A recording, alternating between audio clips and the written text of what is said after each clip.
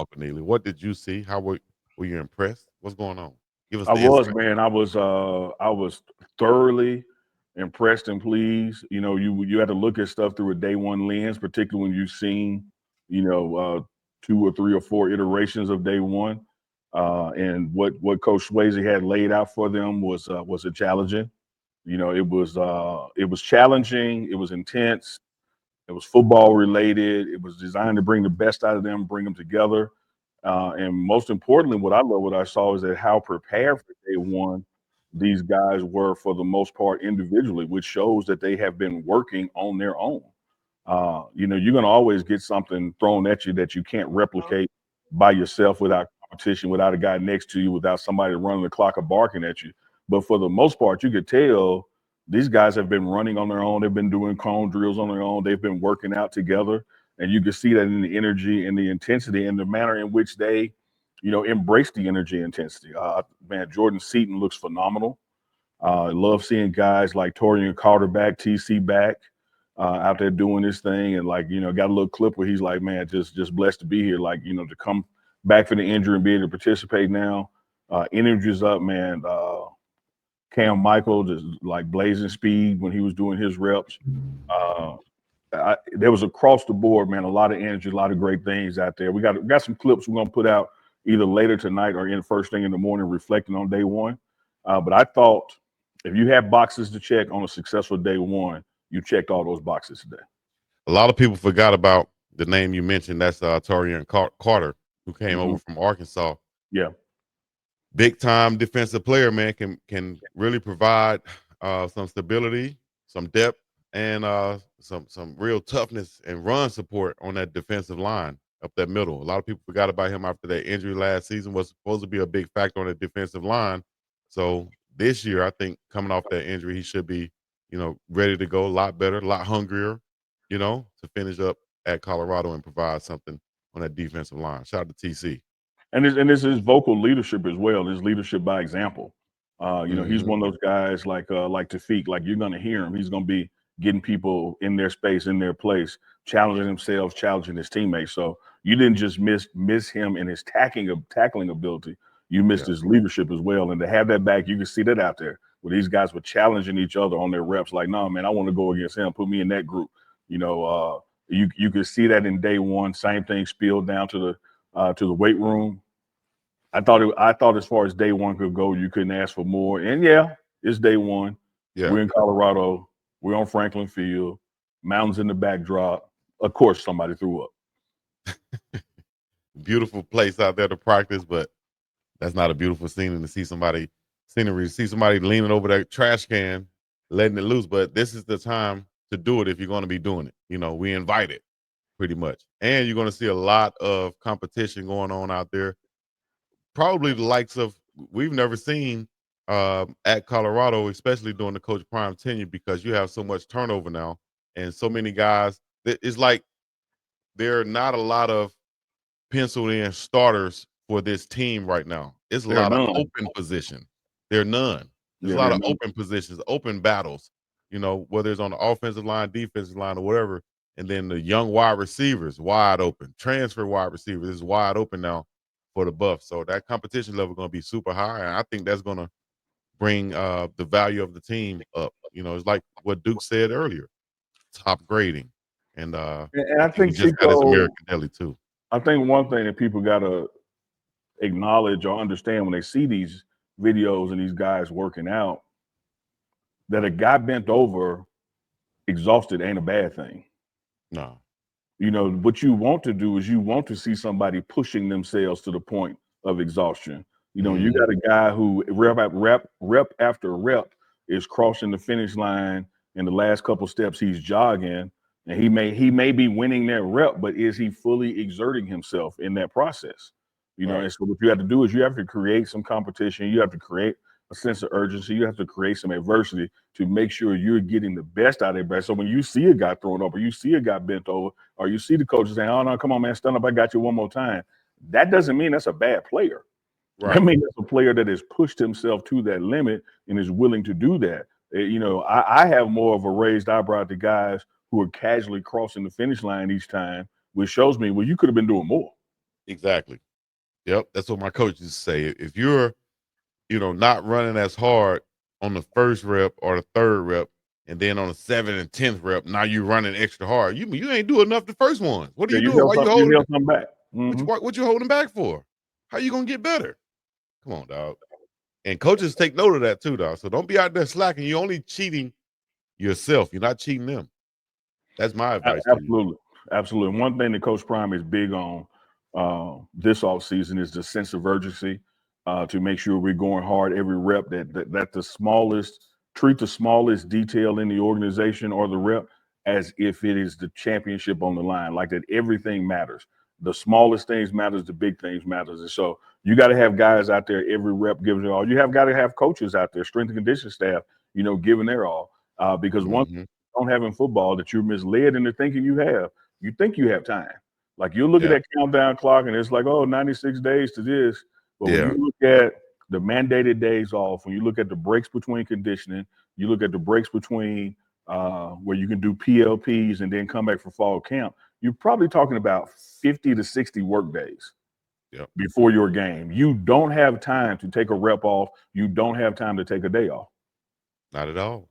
At this point, you should have come in the, closest the best shape possible you can be in to where you can join right into those workouts. This is not a time. You know what? A lot of college players make the mistake and they show up trying to get in shape. That's the Mhm. worst mistake you can make, dog. Trust me. That's the worst mistake you can make.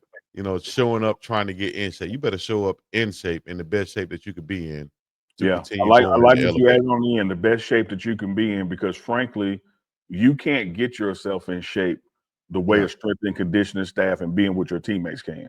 Like exactly. you can't replicate competition, running the levy in your hometown. Like don't get me wrong, you need to do it. But when you Hmm. get here and you got a guy next to you and he's competing and he's been running the levy in his hometown, now You're the gonna see dog, the difference. yeah, yeah. Yeah. You better do something, you know. But I would say this, man. You got what's called the eyeball test, right?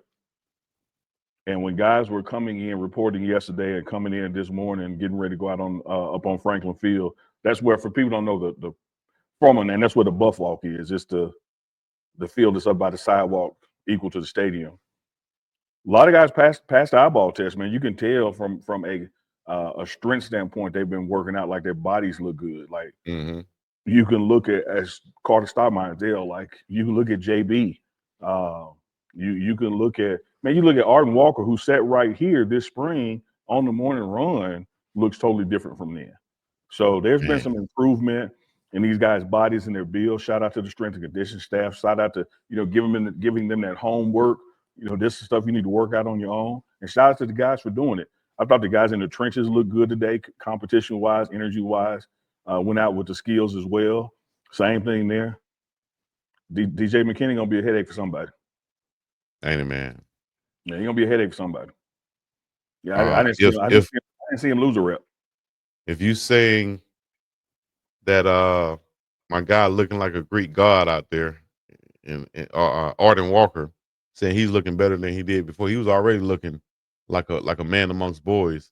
So if Yeah, he's coming in better shape, they better watch out for that edge yeah. rush. And I mean, I saw Quincy and Feek pushing themselves to exhaustion. I saw Amari pushing themselves to exhaustion, and like I love the energy today. I really And did. that It was a defensive good line, day, good day one for you name some guys right there on that defensive line. All the young guys coming in, and then the returners like Big Feet, Amari, TC, Quincy Wiggins, Arden Walker. Come on, dog. Oak and Lola. What? Keaton Wade coming back too? Man, that's unfair, man, on that defensive line. There's some guys I didn't even name. The rookies, London Merritt, uh, big boy from IMG, Alexander McPherson. Come on, them. man. That D line should be a monster this year, man. So y'all should be excited. Coach Sapp got some guys to play with. Coach Petco got some guys to play around with. I like that. We excited, man. Dukes, American Deli. Mm-hmm. Y'all hit the nail on the head. Killing it, bro. I thought he was gonna come in and say mm-hmm, and then put his name back on mute, and go back and start eating. Mm-hmm. Well, I will say this: we had agreed before we went live that we would make an effort to be professional. Then Dukes did say, "Well, it's gonna be one moment. I'm gonna backslide when my American delegate here. I gotta go get it." Understood. Montrez Walker at that linebacker position.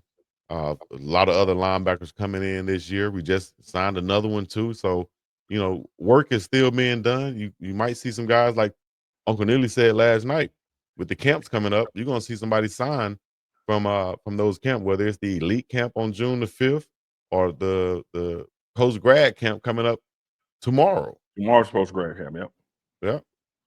Yeah, we got a camp meeting shortly after when we're done with the show to get ready for that, and so you'll get some unique coverage, as best we can, because there's some things you can't cover when it's a student athlete making a recruit decision. But we'll bring y'all some highlights from that, of course. That's Tuesday, so that'd be Wednesday's morning run. But yeah, I mean it's just good energy, man. You know how you gone from somewhere, Dukes, and when you get back, you feel like you ain't been gone. Like you can see the energy with the coaches. They're in the staff meeting right now. Going with the recruiting department, and you can just see everybody's ready to get going. Everybody's happy to be back. The excitement, the energy in the building. Again, man, I if you told me give day one on a scale of 1 to 10, I'm giving day one to a big 8.5. Yeah. Man, tell me this. As far as energy wise, from year one to now, how much different does it look? It's not even comparable from year one. Year one, even though if you're talking apples to apples, June year one to June, what is year three? June year one, you still had a lack of, I don't want to call it non-believers, but I don't know what to expect. I don't know if this is really going to happen or not. I don't know if we're really going to be good or not. And so I'm going through these motions and these mechanics. You get to week one and beat TCU, then it was like the light bulb went off like, damn. Well, then year two, even though the wheels came off at the end of year one, year two, you walk in the gate believing because you just did it. And then if not for this, that, and the other, how much better, different can it be? And so, hey, let's do right. Let's do these things that we probably didn't do good enough the first time because we didn't believe fully and take advantage of it. And look what happens. 9 wins bowl game, just missed being in the conference championship. Well, now it's even up further than that because now we know that we got quality coaches with a quality blueprint that can get us there. Now we know we got competition, open competitions at these positions. So it's providing an opportunity for somebody to step up. Where in the past, it might be like, hey, man, I don't know. No matter how much I give, that guy's ahead of me. He's going to be the one. Now these things are wide open and it's depth and it's talent. And so the decision who's going to be the ones and twos is starting now. Like that ain't no August thing. That starts with your work ethic because we got to keep in mind, although football coaches are not involved right now, football coaches get reports from the strength and conditioning staff on what they see from the people while they're with them. So when you get to late July, early August, the strength and conditioning staff is going to be, and it's not just Colorado, it's across the nation. They're going to be sitting down with the offensive coordinator or the linebacker coach and going, hey, you can count on that guy. Yeah. Count on this guy. Oh, man, skipping reps, not going your hardest. Yeah. Being forced to try a PR. All that stuff goes like when they have PR days and they want to see how much you can max or your max days or whatever. Man, go in there and just play around with it and see if the strength and conditioning coach ain't gonna tell your position coach. And a lot of times the head coach will want to meet with and this is one time I know the head coach is gonna ask the strength and conditioning coach. And so you're exactly right. And here's how it works. So you got like say 5, 4, 3, 2, 1. 5, you gave me a championship performance and you exceeded the expectations. You are the example. 4, you met expectations. The coaches can trust you. 3, you just average. You're a stage plank. 2, below average, don't know if we can count on you. 1, liability, can't trust you. I'm gonna tell you this: you certainly don't want to be a 1 to 2, and you really don't want to be a 3. Nope, not at all. Especially from the strength and conditioning coach. That guy is responsible for so much, is over so much, and the coaches are going to trust him and trust his word. I got one more for you, Chico and Dukes, and Okay. chat. We're talking about attitude, effort, toughness, coachability, and execution.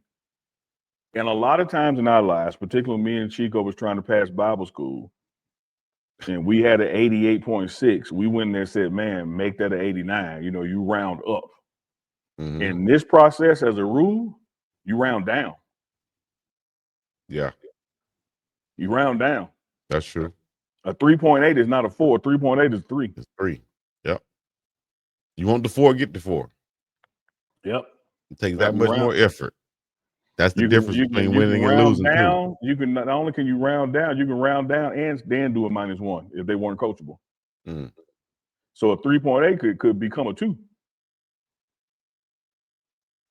Yeah.